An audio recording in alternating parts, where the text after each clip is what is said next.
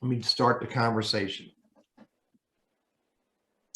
Thank you, APPARO, for inviting me to it. Hey, who am I? I'll go through this really quickly.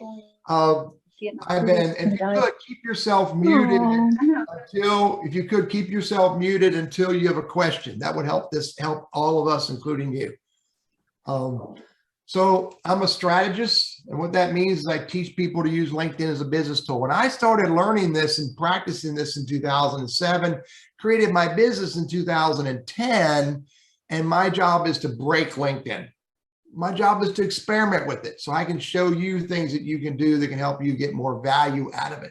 If you can't find me, you probably took the R or the one of the R's or one of the S's off my name, because I own the handle TL Burriss RRISS. I own that on the internet. Feel good? Nope, somebody still needs to be muted. So looks like Jeremiah is the only one right now that's not muted. So if you could, that would be great. Thank you, Jeremiah. So I'm on LinkedIn, Facebook, Twitter, Instagram, YouTube, Quora, Skype, Calendly. I'm now on WhatsApp because I do work globally, and everywhere you find me that I want to be found, I'm TL Burriss. I use other handles on the stuff I don't want to be found as easily, like Tinder. Should nonprofits use LinkedIn as a business tool? I would wager that most of the people I'm talking with you either are a nonprofit or you serve nonprofits. And when I say I own the handle, Kelly, that means I've registered TL Burriss. If I create an account on all those different sites, I use it's called a handle. TL Burriss is the handle. And so I've registered all of those sites with TL Burriss, RRSS, and that means I own it, because nobody else can use it on LinkedIn, Facebook, Twitter, et cetera. So do a Google search on TL Burriss, it will freak you out. So, should nonprofits use LinkedIn as a business tool? Absolutely, because it's the world's largest professional social media site, the world's largest professional networking site. 760 million people on LinkedIn today, and the number is still roughly about 2 new members every second. I've lost the ability to test that because of the change on LinkedIn, but I used to be able to test it, and up until about 3 or 4 months ago, it was still very close to 2 new members every second. The content that you share on LinkedIn, unless you choose not to, which you shouldn't, the content you share on LinkedIn is visible to all LinkedIn members and through a Google search, whether it's your personal content or your business page content. Group content's different. The content you can put on LinkedIn as a nonprofit organization, as a nonprofit, individual in that space. Personal profile content, company pages, events, groups, articles, polls, posts, videos, live video, open engagement, all of that can be 100% public, and that's just scraping the surface of the types of content you can put out there. You can show up where your target audience hangs out, and the big question is, are the people who support your nonprofit, sponsors, partners, are they business professionals? That's the big question. If the people that you do business or you do work with, or if the people that you do work for, if the people who serve you, if the people on your boards, your volunteers, your sponsors, your partners, et cetera, if a significant portion of them are business professionals, then they are likely to be on LinkedIn. Motion detected at the front door. So here's a really cool graphic I started playing with for the sake of sharing it with you guys. Success using LinkedIn requires knowing you are clear about your purpose and your goal. You have to be clear about why you're doing it. And then you can use these 3 foundational areas of LinkedIn to help you to achieve your goal or to be successful. When you build your LinkedIn profile, you must be absolutely clear on who you are and what you do and how you create value or solve problems. It's very, if you don't know that, if you don't know what your purpose and goal is and what you do and how you create value for the peoples, plural, that you serve, then it's more difficult to build a highly focused professional LinkedIn profile. And Jess, if you could mute yourself, would appreciate it, just so we can minimize the back noise. Thank you, Jess. Second foundational piece is building a relevant LinkedIn network. This is all about connecting with the people who are relevant to your business / nonprofit goals. I don't know why that just happened. Man, I got demons in my computer today. When you look at your LinkedIn profile, and most people who look at their LinkedIn profile, I hear this. It's just a bunch of people. I just sent in a bunch of invites, or I just accepted all the invites I got. And that's the wrong philosophy. You need to build a LinkedIn network with purpose and goal in mind. And you need to build your LinkedIn network around your target audience, sponsors, volunteers, partners, and with their influencers. These are people that you know, who know people that you may want to know. And then as you're building this network, then you can focus on moving the right people into the right conversations. As you connect, move the right people into the right conversations. Again, either unmute yourself or use the chat and ask any question. I'll answer it as we move forward. The third foundational piece is this, and this is where most people drop the ball. This is where most people never get to.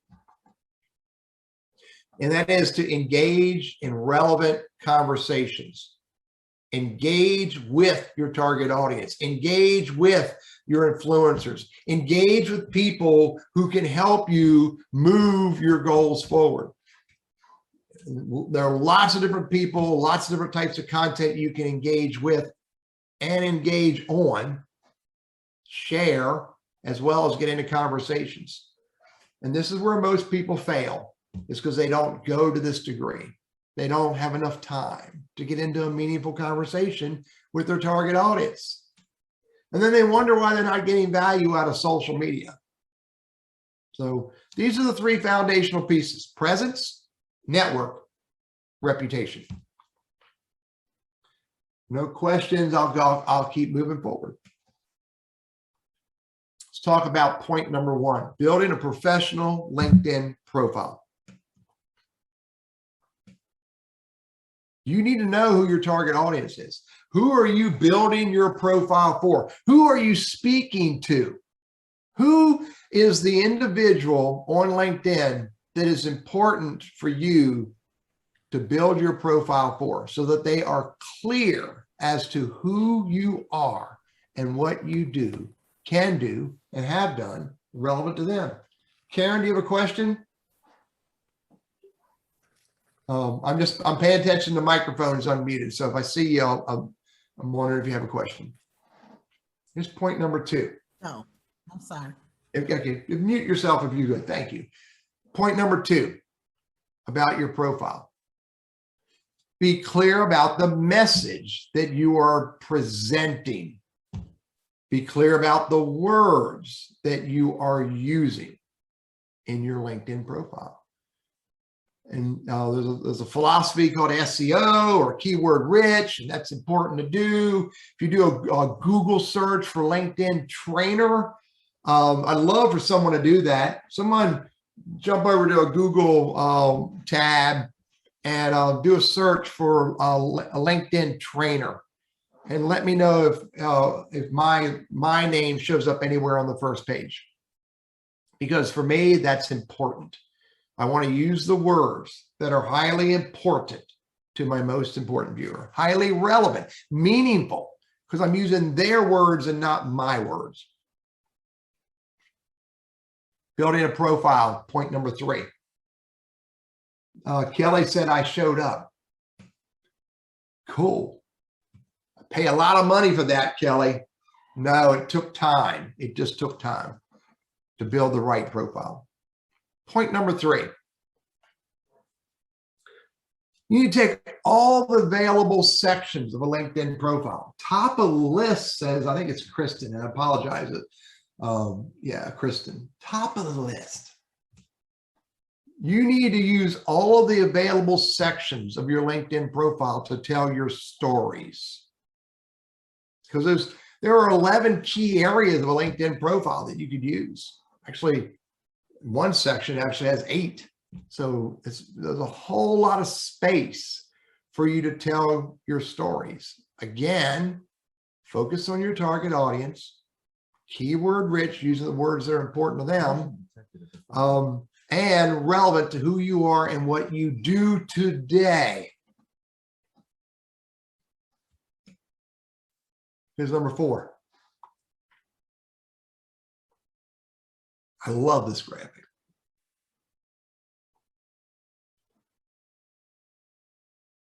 If you want to show people that you don't care enough about doing it right, you want to find people that aren't doing it right, go do a search for pubic relations, or go look for Manger, or Project Manger, or General Manger.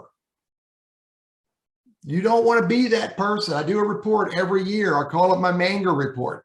You don't want to be that person that you wrote a profile and then you're embarrassed. And by the way, I've been here. I've done this mistake where you get embarrassed. You may not even know you should be embarrassed because you spelled it wrong or you use poor grammar.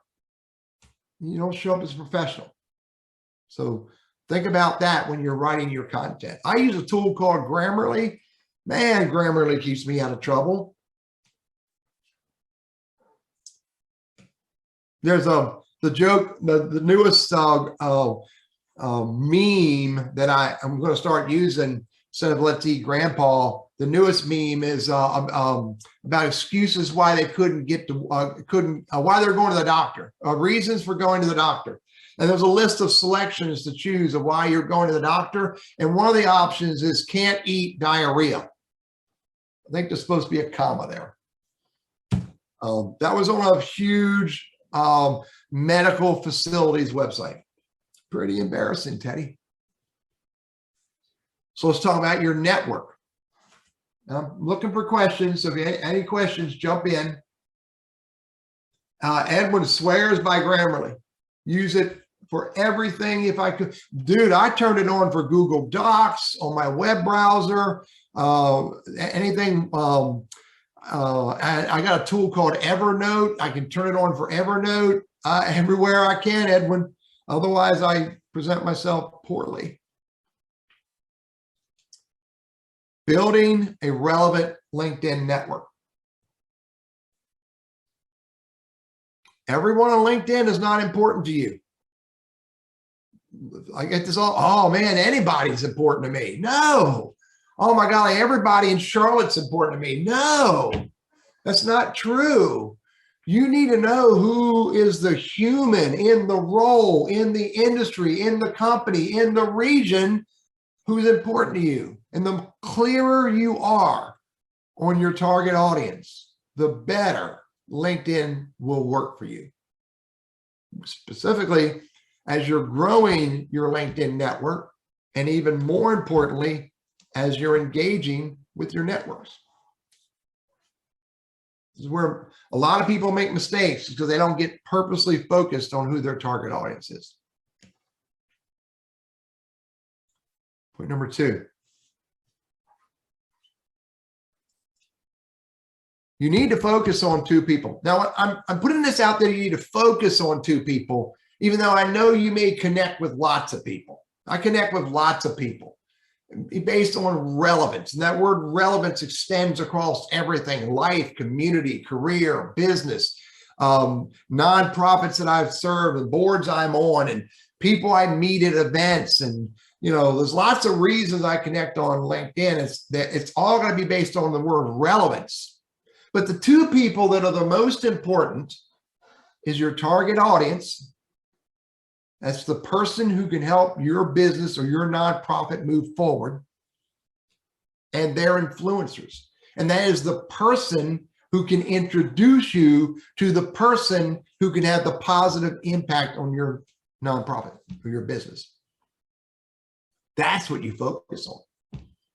You don't totally ignore everybody else, but if you're trying to build a network around everybody, that'll be overwhelming. Focus on those two people. Point number 3 about networking, about building a relevant LinkedIn network. Don't leap, don't jump at sending an invite to someone you find on LinkedIn. Oh my God, this is the person I want to connect with. This is the person that can make everything great. This is the person who can get me that connection and get me their greatest sponsorship. Do not send that person an invite to connect. You hear this? Do not send them an invite to connect, because they don't know you from Adam's house cat. Instead, ask someone that you know who knows that person to introduce you to that person. Because a warm introduction is far more successful, far more rewarding. It's a much more productive step to that conversation than sending out an invite. And they go, I don't know who this Teddy Burriss dude is. Never heard of him. I wonder if he knows Adam's house cat. By the way, Adam's house cat's name is Schroeder, according to somebody. So don't jump at sending invites just because you find them. That generally is the worst thing you can do. Now, unless you have some real clear relevance to that person. And the most important relevance is they know who you are. Here's point number 4 about networking.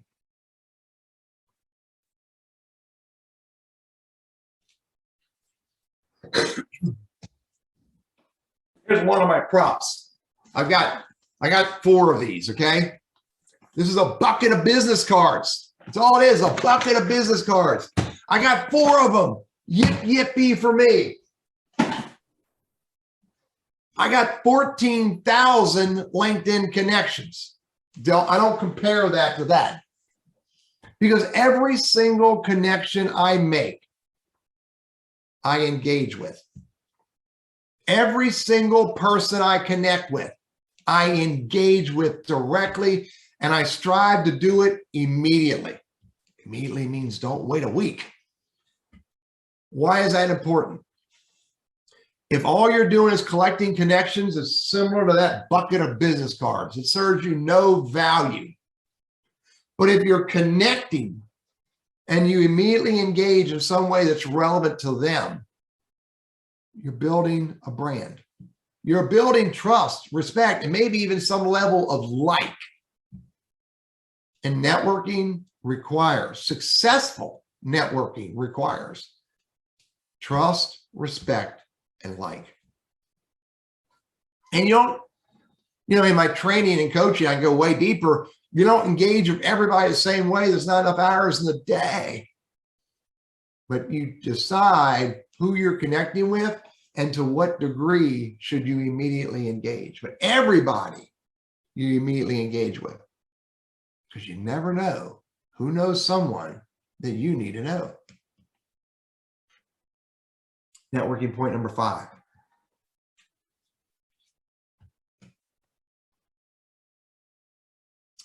You got to show that you care. Because people don't care what you know. This is what's that analysis statement. People don't care what you know until they know you care. Now that's a very blunt statement, and it's sort of kind of real. But when you help somebody, when you do something meaningful for somebody, when you give to somebody, they're more likely to give you time. They're more likely to be open to your conversations. If you help somebody in a personal way, if you help one of your LinkedIn connections in a personal way, The guy sent me a message, said, Teddy, my kid is just graduated from college. I have your ebook, but I lost it. Could you give me another copy to give to my son? Now, because of license agreements for my ebooks, I couldn't do it. And so I had to say no. That's the worst thing in the world to do, is to say no. But I said no, and I gave him an alternative. I said, introduce your son to me. I will be more than happy to spend a half an hour with him and help him out. Why? Because you build trust, respect, and like when you help others. And I'm helping him in a personal way. His message back to me is, I didn't expect you to do that, but I appreciate it. My message back to him is, I'm happy to do it. You never know. Show your network you care. Again, any questions, thoughts, or ideas, jump in and ask, and either unmute yourself or hit the chat. Building a relevant LinkedIn network, number 6. Grow your network every single day. My most important asset in my life is my network, which includes my LinkedIn network. It also includes my Facebook, my Instagram, my YouTube, my Quora. It also includes the 6,000 email addresses and phone numbers that I know that are alive because I test them every year that are in my contact list. They all overlap to make up the most important asset I have in my life. And if you think of it as an asset, what should you do with an asset? Great question. I'm going to leave that out there. Use the chat.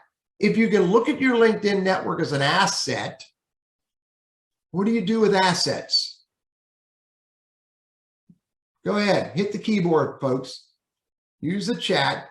If you can think of your LinkedIn network as an asset, what should you do with your asset? Kelly's spot on. Protect it's a big piece. Manage it. Lisa, protect and leverage it. Grow it. Invest in them. Edwin, I think you're using the word invest in them. Nurture it, Yenting. Yeah.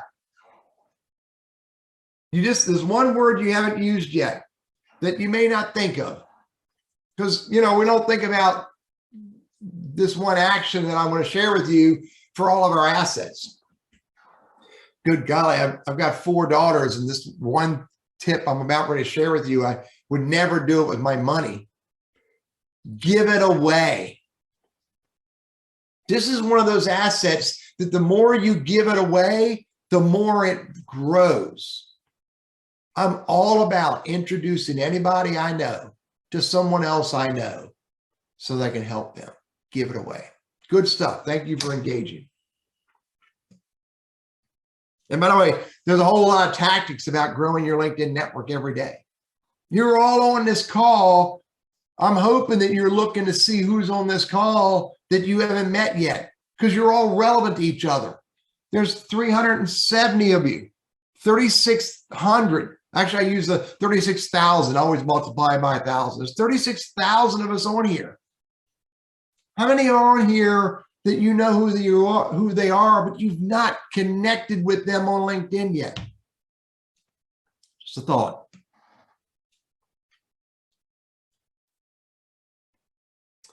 Branding, building a brand. Point number 1.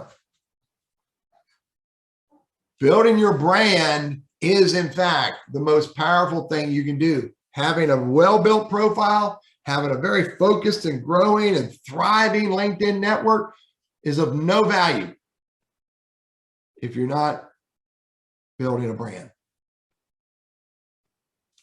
This is where most people forget. I want to use the word fail, and I'm not supposed to use that word so bluntly. Here's building a brand using LinkedIn. Point number 2. Engagement's not about throwing up all over your LinkedIn network. It's not about you my very blunt words, barfing out your mission statement, barfing out your events, barfing out your activities. It's not all about me, me, me, me, me. It's a small piece of it. It's got to be first and foremost all about your target audience, all about those you serve, all about those who serve you, your sponsors, your volunteers, your partners, your community, all the different people in your community, all the different organizations that are in your community. Engagement's about them and you showing up to be a part of their conversations. And then a little bit of it can be about your business, your nonprofit, your mission, your events.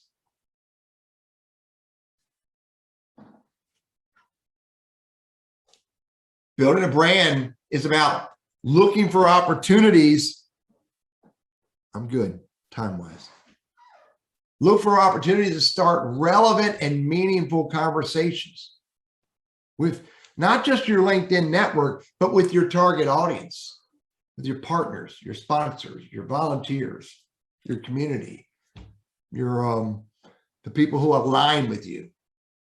It's about getting into conversations. By the way, I use that picture for this because it smacked me pretty deliberately. My wife took a picture years ago of one of our daughters and their friends sitting on our driveway. We had a long driveway back in Maryland, and that was sort of like it looked. One of them was holding some kind of grass, and the other one was holding I think it was the rabbit. It might have been the rabbit. We can't find the picture. I wanted to use it. But it was two people in a conversation. That's what social media is all about. Humans getting into conversations. And I use the phrase meaningful conversations. Studied an old dead guy. His name's Dale Carnegie. And Dale Carnegie taught me, make the conversation all about the other person. And then I added to Dale's statement, until that other person gives me permission to talk about myself. Point number 4 about building your brand.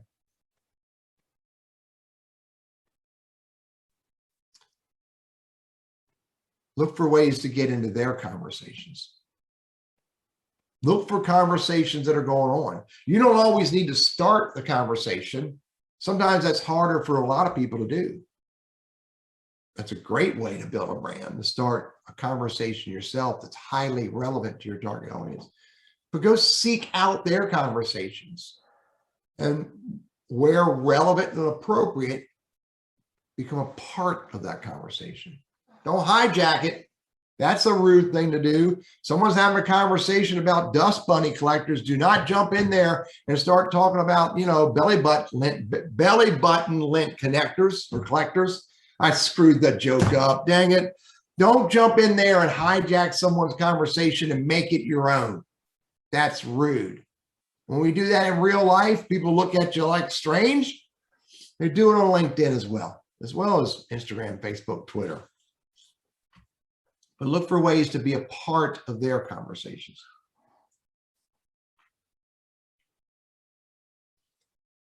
And listen to this one. This one I'm pretty blunt about, as if I haven't been blunt about the rest of them. Don't become a serial liker. I wanted to say I'm going to do a video. I'm going to do a video of someone sitting at their desk and they're falling asleep and their head keeps hitting the keyboard and all they're doing is banging on like. Because there is no meaningful value behind the like button in the context of your brand. Listen to my words here. It's okay to hit the like button to let someone know you saw it. Let the author know you saw it. Let the commenter know you saw their comment.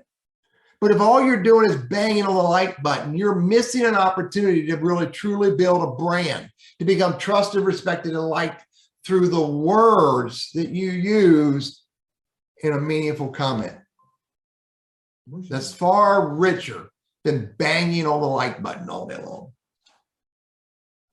call it serial liker. Building a brand, point 6. Try to find an animated GIF of this, and I couldn't find it. No, but slow and steady is better than busting through it. Pick a pace that you can maintain. Pick a pace that you can commit to. Pick a pace that you can know you can do in the context of engaging, in the context of sharing, in the context of doing research, in the context of finding conversations to be a part of, in the context of sending out invites, in the context of managing your invites. Pick a pace that you can sustain long term. Because lots of people will say, oh man, I'm going to bust at this as fast as I can. I want to get to the top of the hill as fast as I can. And they never do, for lots of reasons. One is they go so fast, they miss doing it the right way. And the second reason why it doesn't work is they go so fast, they burn themselves out. Oh, I'll get back to it next week. Ah, man, when I get back from vacation, look, first of the year, I'm going to get serious about LinkedIn. You can't do that. Slow and steady, consistent, something you can commit to.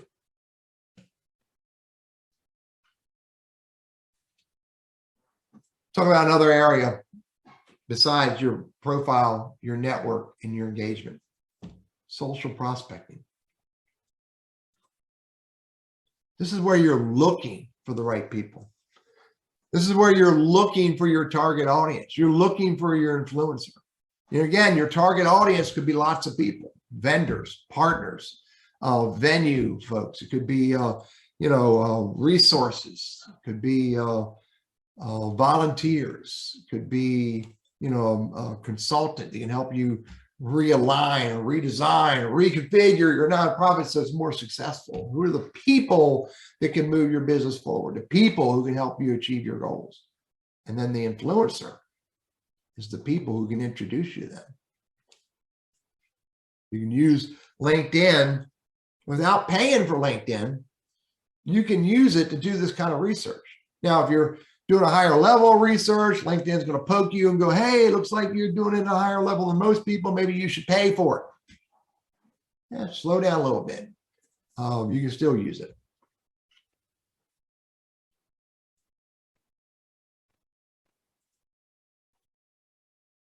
Who are the people you should be looking for? You should be looking for the people that can, again, they can help move your organization forward based on specific needs. And don't wait until you need them. Oh my gosh. What's the statement? Dig your well before you're thirsty. Start, finding these people now, and where relevant, appropriate, connecting with them now. Where relevant, appropriate, getting into conversations with them now. So you're building that brand, you're building that trust, that respect and light, so that when it is time to reach into that organization and maybe create a new mission campaign where you can use that organization to help you, you've already got a connection.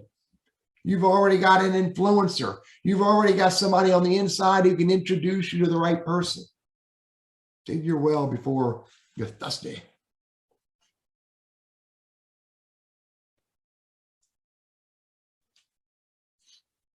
Experiment with the tool. Experiment how LinkedIn search works. Experiment with the search filters, so you get good at it. You don't need to do this all day long, but you at least better understand what the filters are that you can use. You at least better understand how to use it, so that when it is time for you to get deliberate about prospecting or researching, you know how to do it. Because if you don't understand, look, oh, where is it? Where is it? Wait a minute. I got it right here. This was freaking easy. You can open up a daggone phone book and you can scroll to the name. You can go to the yellow pages and you can find the category. Well, you know what? Social media is different than that. By the way, I just got that in the mail. And it used to be this thick and now it's this thick. Why? Because everybody's on social media. It's easier to find them on their website. The people are investing less and less time on yellow pages and phone books. It's a law that they send that to me, by the way. But when you learn how to do this research and you understand how to do this search to find the people that you want to get into conversations with, and then find the people who can introduce you to those people, man, this gets easier. You just turn yourself on to a brand new tool that you can use to help you grow, that you can use to help you be more successful. So understand how to use the search tools.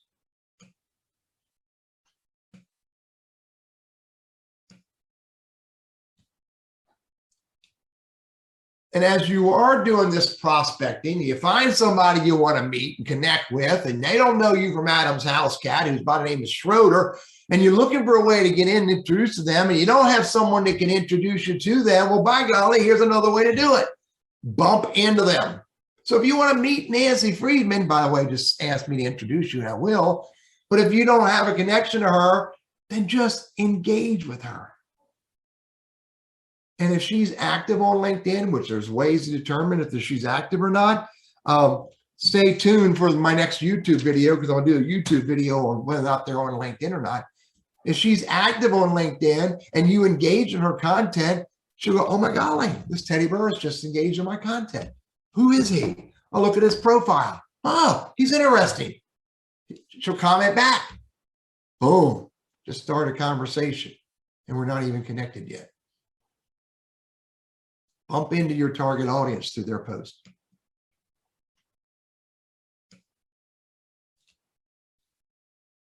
This is probably the most powerful feature of LinkedIn, is for me to see who I know, who knows you. If I want to connect with Elizabeth, let me bring her over here. If I want to connect with Carolyn or Edwin or Jennifer or Karen or Catherine or Kelly or Ken or Kristen or Laura or Tanya, there's a whole bunch of Yentings on here. Or Ross Feldman, I see what you did. You gave out that link. If I want to connect with any one of you, I'm going to look for someone that I know that knows you and ask for an introduction. And my intent is one thing and one thing only for step one, and that is to connect. Everything else comes after that. Step one, get introduced so you can connect. Which, by the way, the system doesn't require that, but the best practice does. That's supposed to say 0.6. Then as you're doing this, as you're prospecting, as you're looking for the right people to get to connect with, then what you want to do is look for the right way to move the right people into the right conversations. And please don't be like some of those people who use automation, who send out the same message to everybody. It's sickening, because they're individuals. This is a human-to-human engagement. This is human-to-human conversations. You're not a robot. Don't look like a robot. I like robots, but I don't want them involved in my networking. I want them building my cars.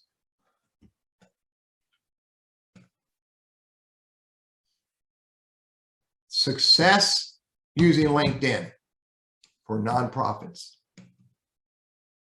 is for everybody in the organization, everybody in the nonprofit, everybody in the company, to build their personal LinkedIn profiles professionally. To build individual, relevant, meaningful LinkedIn networks focused on your target audience and your influencers. Along the way, connecting with people you meet in life who are relevant to you in lots of different ways. I'm connected to baristas all over the country, Starbucks baristas. They used to ask me when I would hang out at Starbucks, what do you do? I'm a LinkedIn strategist. Oh, I'm on LinkedIn. It's like, cool, send me an invite. Let me know we met here. I bet you I'm connected to 4 or 5 baristas. I like my Starbucks baristas. You're nice to them. They're nice to you. Engage. It's the secret sauce. Get into meaningful conversations. Start meaningful conversations that are relevant to your target audience. Go look for conversations that are relevant to your target audience or from your target audience and jump into their conversations. It's a human activity.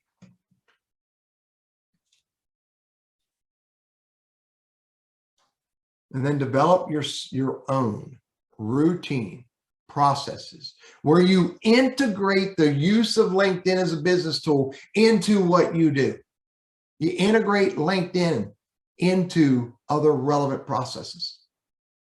Not if you treat LinkedIn like a sideline tool, it'll always be a sideline tool. But if you treat LinkedIn like a business tool, the same way you treat your phone, your email, your member management tool, et cetera, your CRM tool, if you integrate it into all of that, then it becomes a very powerful tool. I wonder if this is a good time to maybe someone can share a LinkedIn profile that you can give feedback for. Is there anything else you want to add, Teddy? No, I appreciate the opportunity to share. I hope it nudged everyone to do at least one thing a little different and a little better than you were.